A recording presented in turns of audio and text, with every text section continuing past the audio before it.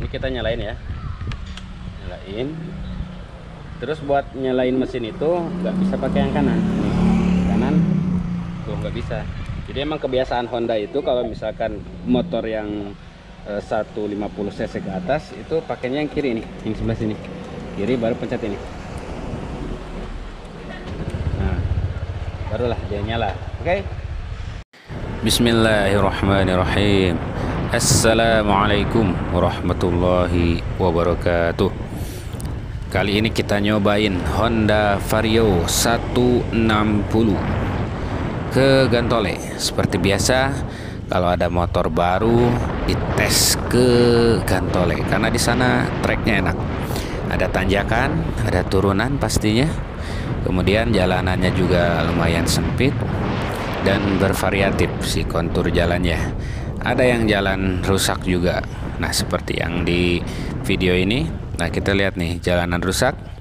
Dan ternyata Honda Vario ini agak keras ya. Memang stiff dia.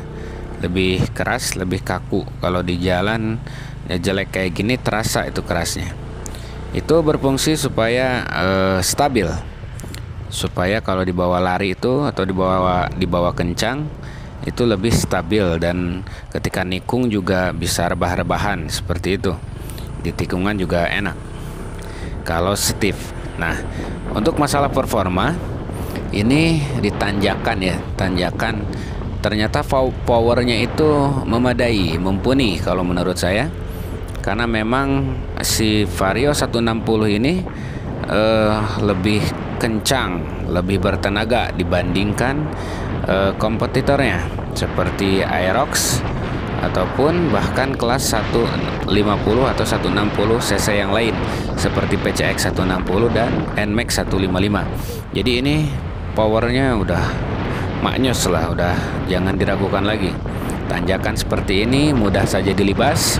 Dan untuk handlingnya, nah seperti tikungan kayak gini ya, itu enak, jadi stabil. Balik lagi ke suspensi yang stiff tadi, yang agak kaku atau yang agak keras. Nah, itu fungsinya buat tikungan seperti ini lebih enak. Jadi kalau kita nikung agak kenceng itu lebih pede dibandingkan suspensi yang tidak kaku atau suspensi yang lemah, yang lembut. Ini kita alhamdulillah nyampai ke Gantole dengan sangat mudah sekali. Seperti ini di tanjakan yang balik ya, kayak muter balik gitu. Ini tanjakan yang lumayan ekstrim. Di sini terlihat di video tidak ada masalah sama sekali untuk powernya. Nah, tadi udah saya sampaikan dari suspensi, kemudian dari handlingnya juga, kemudian dari powernya juga. Alhamdulillah Vario 160 ini enak lah.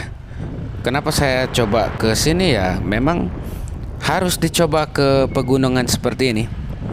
Harus kita coba ke pegunungan biar kita merasakan bagaimana rasa berkendara memakai Vario 160 kalau kita ajak ke pegunungan. Pakai Gantole tuh set, mantap. Itu Bandung tuh, kota Bandung sebelah sana tuh. Pakai Vario 160. Gila nih tenaganya jos. Nah, habis ini kita uji pengereman ya, ntar ke sebelah sana. Jadi kalau ke sebelah sana tuh banyak turunan. Turunannya curam. Ya, langsung kita tes saja bagaimana pengereman Honda Vario 160 ini. Berhubung Honda Vario 160 sudah dibekali dengan disc brake di bagian rem belakang.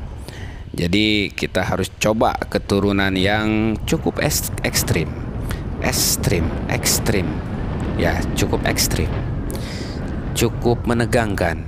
Kalau orang yang belum terbiasa mungkin agak tegang nih, karena ya lumayan juga sih, mengerikan. Nah, di sini soalnya sebelah kanan kita langsung jurang nih. Kalau nggak ke rem ya wassalam. Nah, di sini kita coba pengereman Honda Vario 160, ternyata cukup memadai. Jadi dibekali dengan disc brake di bagian belakangnya itu adalah keputusan yang tepat buat Honda. Karena kalau terus-terusan pakai tromol yang belakang itu ketinggalan.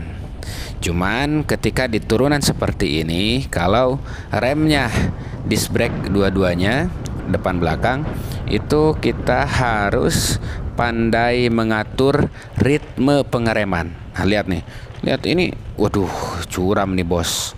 Ini lumayan bos, kalau misalkan kita boncengan agak ngeri-ngeri sedap gitu ya. Apalagi motor Honda Vario 160 ini terlihat bongsor dan memang terasa bongsor, terasa lebih besar, lebih gede. Jadi bebannya juga lebih nambah. Nah di depan ini ada truk, kita kasih dulu jalan karena dia nanjak. Itu kalau misalkan kita lihat pengendara lain lagi nanjak, nah kita harus ngasih space atau ruang buat mereka supaya mereka itu lebih mudah atau tidak mengerem saat menanjak.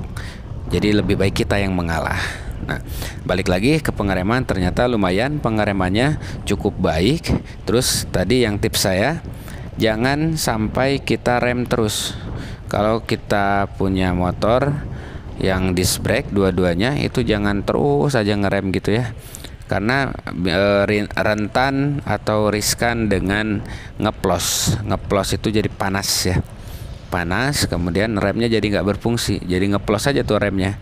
Nah caranya mengatur ritme itu rem, kemudian lepas, rem lagi, lepas. Jadi jangan terus direm gitu. Nah seperti itu. Ternyata Honda Vario 160 diajak ke turunan, alhamdulillah pengeremannya luar biasa, baik ya, bagus. Tuh tadi ada yang renang tuh, anak-anak.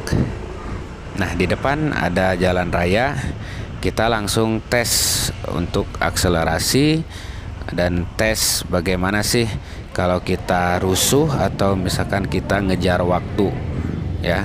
Nah lihat di sini ada pom bensin tuh.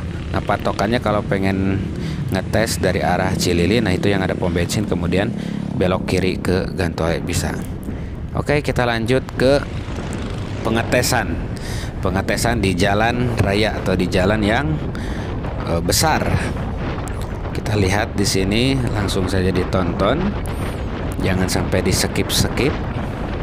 Nah, awalnya saya nyantai dulu karena tadi sudah ngerem banyak ya dari atas ke bawah tuh. Kemudian untuk supaya si remnya dingin dulu, jadi saya santai dulu. Nah habis saya rasa misalkan wah ini udah cukup nih pengeremannya, baru saya gas, baru saya coba untuk berakselerasi dengan Vario 160 ini. Untuk mencapai kecepatan 80 km, 90 km, bahkan 100 km itu mudah sekali. Tapi rasanya itu kayak gimana ya, nggak berasa kencang tapi semut gitu, lembut. Cuman kencang gitu. Tapi si pengendara yang pakai motornya itu nggak ngerasa kencang. Karena apa? Karena si gasnya itu, putaran gas yang di kanan itu sangat lembut sekali. Jadi ketika kita ngegas itu nggak kerasa.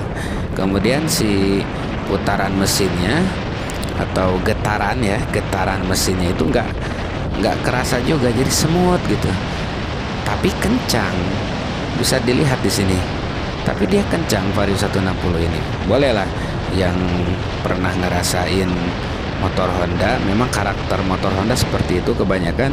Jadi kita ngegas itu kerasa pelan tapi kencang sebenarnya gitu. Beda dengan karakter motor Yamaha. Kalau Yamaha itu memang getarannya kan lebih terasa. Jadi ketika kita gas tuh berasa kencangnya gitu. Kalau Honda itu yang Matic ya, maksud saya, digas itu nggak kerasa kencang tapi padahal kencang gitu ya. Itu mungkin bolehlah sharing yang lain yang punya pengalaman yang sama. Kalau dari saya, pendapat saya tentang Honda Vario 160 ini merupakan motor yang cukup perfect atau cukup baik sekali buat harian bisa, karena memang badannya nggak terlalu bongsor. Kemudian buat jalan jauh juga lumayan bisa. Mungkin ini saja yang dapat saya sampaikan. Boleh yang lainnya komen di kolom komentar ya. Untuk kekurangan dan kelebihannya saya mohon maaf. Terima kasih sudah menonton. Salam sukses buat kita semuanya.